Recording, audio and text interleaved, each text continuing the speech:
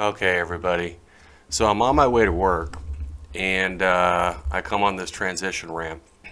And as I make the corner on the right, you will see a Phoenix police officer transition from the opposing ramp. And I decided he's going pretty fast. Let me track and see how fast he's going. And so I get him up.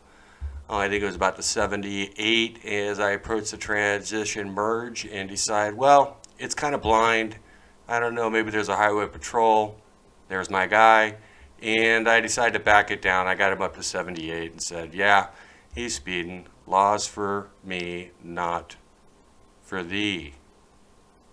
Or is that the other way around? Anyway, so behind me you see another Phoenix PD just pulling in behind me.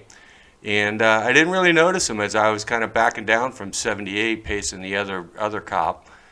And here's what happens. Check it out.